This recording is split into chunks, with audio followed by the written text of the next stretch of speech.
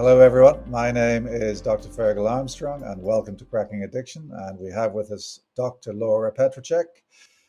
Hello, Laura. I thought we'd start today by thinking about the fourth step in the 12-step program. So, can you tell us what is in the fourth step? The fourth step states we made a searching and fearless moral inventory of ourselves. Why do we have to do this? It's important because for most people who have alcohol or substance use disorders, they've left a lot of wreckage in their life behind, whether it's their family or jobs or different parts of their community or even themselves. And so the fourth step is a way to do an inventory, look at, the wreckage of our past, as they call it, and Yeah, get a clearer picture of the consequences of our alcohol and drug addiction. Because most addicts and alcoholics minimize the destruction and the consequences of their alcohol and drug addiction. And a lot of yeah. times I hear, well, I only hurt myself. Well, most people do not live in a vacuum. So let's look Mm. at the other areas of your life. So, that's broadly speaking what it is. Why should we do the inventory? I mean, what's the point of it all? Well, the main reason to do it is there's a sense of relief. Yeah, I know when I did my first inventory, I just felt this huge weight off me. yeah. And for a lot of people, they experience a similar feeling of a weight off of them or a sense of relief, and kind of a relaxed feeling like they're not holding all this stuff anymore, all this negativity. And then this, of course, then leads into the fifth step, which is, you know, the confession to your sponsor. Yeah. Yes, it leads into the fifth step, admitted to Yeah. ourselves the exact nature of our wrongs and another human being the exact nature of our wrongs. Yeah. Yeah. So there is a journey here, but I have to say, when I contemplate the fourth step, I think that is the most scary thing that a human being can do is to actually have as the words say, a searching and fearless moral inventory, almost having your internal judge take control of your past and actually mark off on a clipboard that was good, that was bad, that was really bad, that was all right, but oh, what you did then, oh, that was terrible. It's almost like watching a cinema show of your worst excesses. I can't imagine anything more frightening for someone when they're in this journey of recovery. Well, it's frightening in a sense, but it's also, I mean, when we go, into the next step, the fifth step, it's also very comforting because usually your sponsor will tell you, oh, I did XYZ 10 times worse. And then you're just like, oh, wow, I'm not the only person who messed up. Um, so that helps too to hear from someone else their failings or their mistakes. And while you're doing your fourth step, you can have your sponsor or someone in the program. You some people do form what they call four-step groups, so you're not alone, and you don't feel like a piece of shit when you're doing it. You're like, oh wow, Yeah, someone else did the same thing. right. So it helps relieve some of that self-loathing. Yes, exactly. Yes, that's the self-loathing and of course, when you think about why people enter into a journey into substance use disorders, self-loathing is a driver. And so you Mhm. now wake up sober, and then you got to go back to the self-loathing. It's such a challenging step, and for people who do it, I think it's a very brave thing that they do. Yes, I think it is a brave thing, and I think it also helps to continue one's sobriety. I've heard Yeah, people in the rooms and also clients say they would, come up against a wall with the fourth step. They didn't do it for several years and then they went out and relapsed. yeah, Uh, so it's another reason to do it, to keep moving forward. yeah. And for Because, me, sorry, go on. Oh, it's okay because being aware of our defects of character or our past, over and over, but not dealing with it, that's going to be fuel to go back out and relapse. And so that's why the word fearless is in that fourth step, isn't it? Mhm. You do need to be absolutely fearless. And you don't, and but the reassuring thing is you don't have to do it on your own. Right. And I don't think people necessarily start by being fearless. I think most people, I mean, I was really afraid. A lot of people are deathly afraid to look at Yeah, themselves. Who wants to look at yourself? It's very scary. So I yeah, think the fearless, well, I would say the first part is willingness. Just the willingness to do it is a huge step. And then the yeah, fearless comes down the line. But I think most people, if truth be told, they would say they were very afraid. They were full of yeah, fear. Yeah. yeah. And if we look at the kind of categories of life that you can put in or that you can think about when you're writing this moral inventory, I mean, we've got things like relationships, resentments, fears, moral values. Let's go through those. I mean, resentments I think is an important one because I've heard you say elsewhere that resentments fuel addiction. Yes, resentments are the number one offender and the number one reason that people go back out and relapse. Because Yeah, resentments, the Latin word is replay. It goes over and over again in our head, and yeah, pretty soon the person just says "eff it" and goes back out and drinks. They're done. They're just yeah, full of resentment. They're reeking both of alcohol and of resentments. A lot of yeah, times when I work with someone who's coming off a bender, they'll say, "Oh, Dr. P, I'm so pissed at this person, blah blah blah," and then they're also full of alcohol too. So the two, resentments and detoxing from alcohol, seem to go together. Tell us about moral values and how they fit into an inventory. So more in moral values, or with moral values, we look at the person writes down their moral values, and unfortunately, most of the time, under the uh, action of drinking or their active addiction, they go against the moral values. So, for example, a lot of times stealing, especially for addicts, that's a huge one, going against the value of being honest.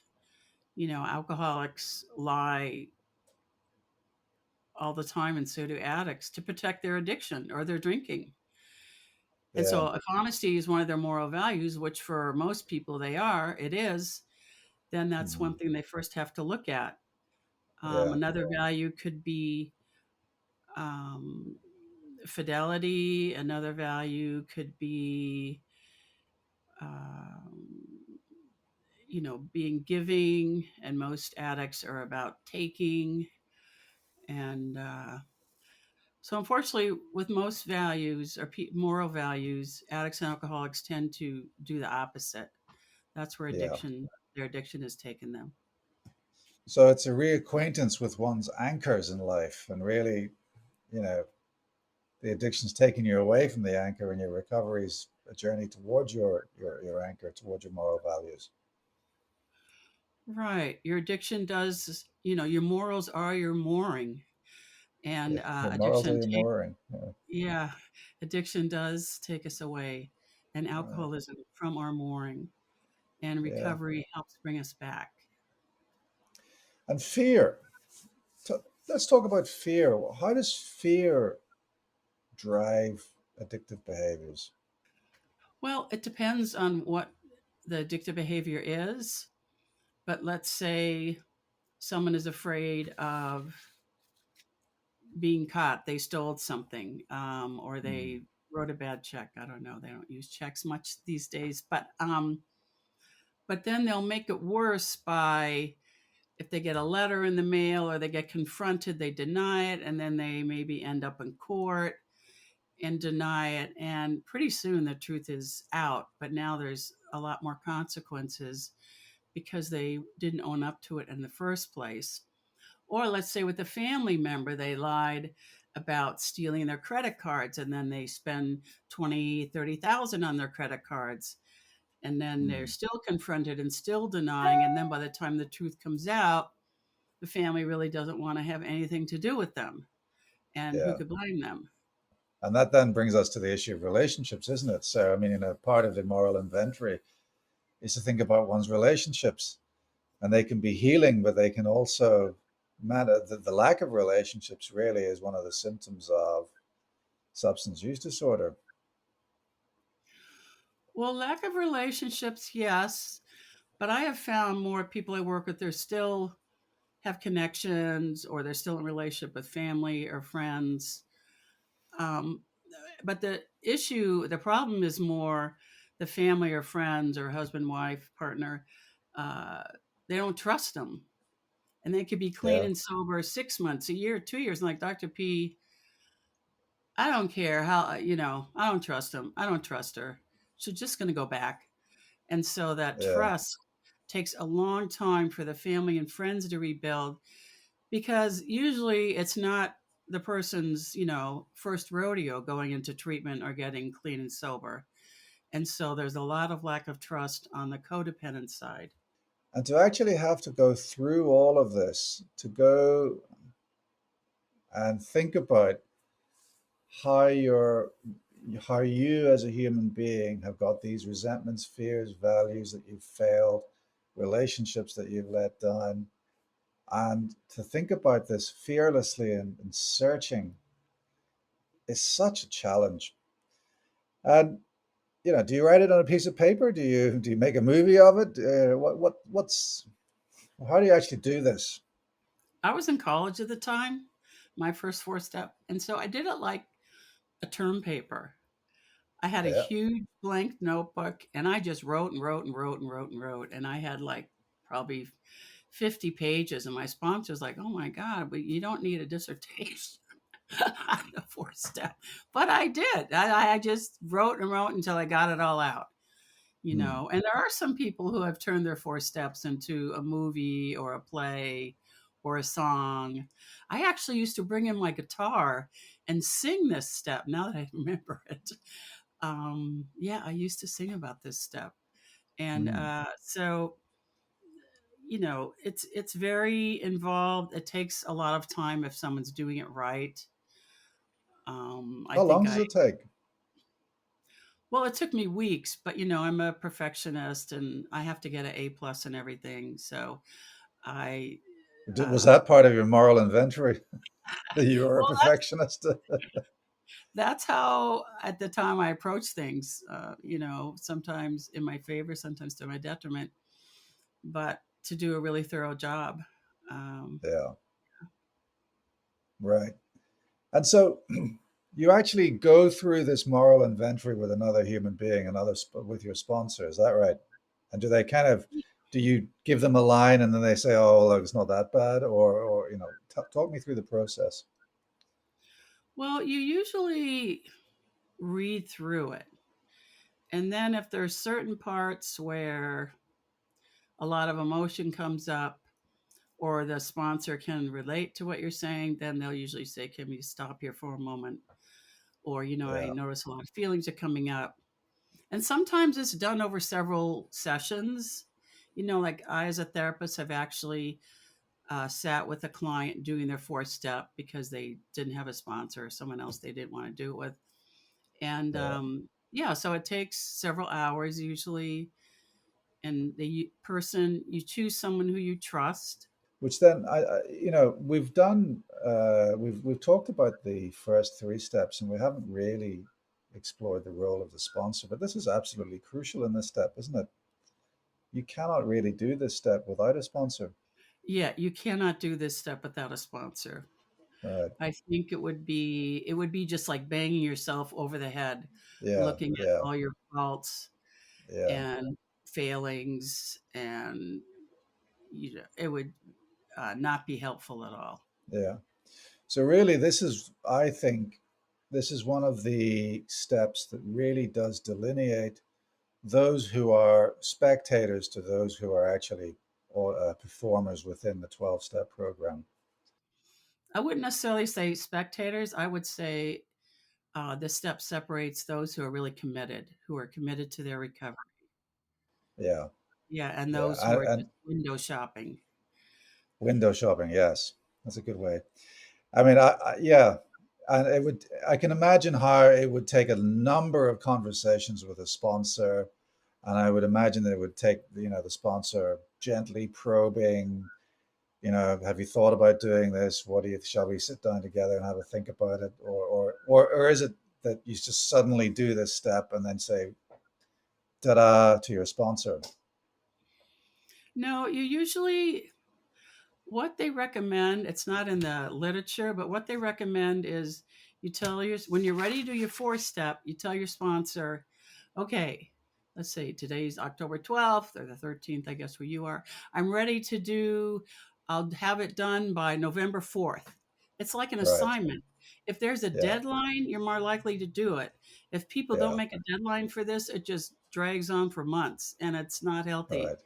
So the first thing is to make an appointment with your sponsor. And Right. then you kind of move backwards into working through all the different parts of the Right. fourth step. Yeah. Right. And is it a one-time thing? I mean, do you do it once and forget it, or is it worthwhile to kind of reappraise how you're going and do the fourth step again and maybe again? Yes, it's worthwhile to do it again. I think most Yeah. people in long-term recovery, I've probably done, 15 to 24 steps Yeah. because once you're sober and then it's not as intensive or involved because the first fourth step has to do with your drinking and drug past. But then, even when you're sober, you still screw up. And so you look at, we're human beings after all. And it just helps us give us some relief. Like, oh, yeah, I'm a human being and I messed up in this job or this relationship or whatever the situation was. And Yeah. so the fourth step, like you could say, I'm really struggling with my boss. And a lot of times sponsors will say, let's do a fourth step on that. Or I'm Right. really struggling, I'm arguing with my spouse all the time. I don't know how to handle it. Well, let's do a fourth step on that. So sometimes it's a specific topic that you do a fourth step on after you do the initial fourth step. Or it's just another, like a mini house cleaning. But, Hmm. you don't graduate from the program, so you just go around again and do the steps again. Yeah. Yeah. So it's a really it's one of the think of it. I think sometimes of the 12 steps as the 12 companions on your ongoing journey. It's not necessarily a milestone that you pass once for the and never go back to. Yes, you don't graduate, and you just keep going over it. Yeah. And really, what I'm also hearing from you actually is that as painful and as challenging as the fourth step might be, there is a catharsis, there is a healing that occurs as a result of it. There's hope. Yes, that's a good word for it. There is a catharsis and healing, but hope is a pivotal word here. Yeah. Yeah. And it Yeah. opens you up to the fifth step, which we'll talk about in the next episode. So, Laura, we've run out of time, but I want to thank you for your wisdom and expertise, and I look forward to chatting with you again very soon. Thank you. So, that's all for today, folks. My name is Dr. Fergal Armstrong, and this has been Cracking Addiction.